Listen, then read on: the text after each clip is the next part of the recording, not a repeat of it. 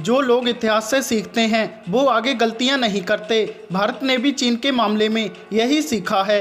आज सबको वर्ष 1962 फिर से याद आ गया।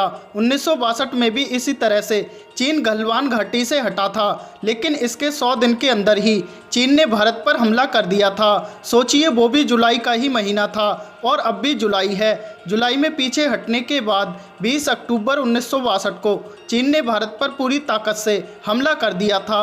ये युद्ध 1 महीने बाद तब खत्म हुआ जब चीन ने युद्ध विराम का ऐलान कर दिया। 1962 में भी गलवान घाटी का टकराव ही चीन के साथ युद्ध का पहला आधार बना था और आज भी सबसे बड़ा टकराव गलवान घाटी पर ही हुआ है। इससे यही बात समझ में आती है कि चीन पर किसी तरह का भरोसा नहीं किया जा सकता। ये बात सरकार और सेना अच्छे से जानती हैं, इसलिए चीन के लिए हर तरह की तैयारी भी है। जब तक ये पक्का नहीं हो जाता कि चीन अपना सैन्य साजो सामान लेकर LAC पर पीछे हट चुका है, तब तक हमें सतर्क ही रहना होगा। लेकिन एक महत्वपूर्ण बात यह है कि चीन जैसे देश को बैकफुट पर लाना दुनिया में किसी भी देश के लिए आसान नहीं है, लेकिन भारत ने अपनी शक्ति और सही रणनीति से दुनिया को चीन जैसे देश से निपटना सिखा दिया।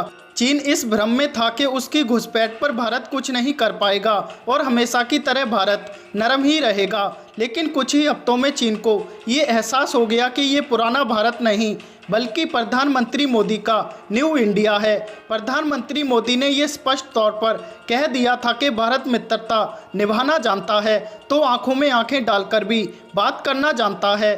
चीन के मामले में PM मोदी ने पहले दिन से ही ये साफ कर दिया था कि देश की संप्रभुता के साथ कोई समझौता नहीं होगा।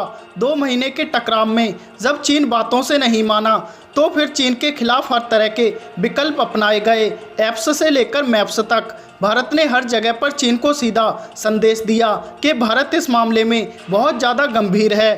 भारत ने चीन पर पहली बड़ी चोट तब की जब 59 चाइनीज़ ऐप पर प्रतिबंध लगाया। इससे चीन की टेक्नोलॉजी कंपनियों को आने वाले वक्त में करीब 37,000 करोड़ रुपए के नुकसान का अनुमान लगाया गया है। इसमें आत्मनिर्भर भारत का मंत्र चीन पर निर्भरता कम करने के लिए है।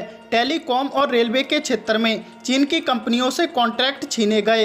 हाईवे और पावर सेक्टर में चीन की कंपनियों को एंट्री नहीं देने की बात हुई। चीन के लिए सबसे बड़ा संदेश तब आया जब PM मोदी ने लद्दाख का दौरा किया। वो लद्दाख में फॉरवर्ड पोस्ट पर गए और वहां से चीन को जो चेतावनी दी उससे चीन को शायद अंदाजा हो गया कि वो अपनी ही चालों में फंस गया है। आर्थिक और सामरिक मोर्चे पर भारत ने चीन को कड़ा संदेश दे दिया तो कूटनीतिक मोर्चे पर भारत ने चीन को एक तरह से अलग थलग कर दिया। चीन के साथ टकराव में भारत की कूटनीतिक सफलता भी बहुत बड़े मायने रखती है, क्योंकि दुनिया का कोई भी बड़ा देश चीन के साथ नहीं दिखा। यहाँ तक कि चीन का नया दोस्त रूस भी उसका समर्थन नहीं कर पाया। भारत ने अमेरिका, फ्रांस, जर्मनी, ब्रिटेन और जापान जैसे देशों को भी चीन के साथ टकराव का ब्यौरा दिया। अमेरिका, जापान, ऑस्ट्रेलिया जैसे देशों ने खुलकर भारत के समर्थन में बयान दिए। ये चीन के खिलाफ भारत की बहुत बड़ी कूटनीतिक सफलता भी है।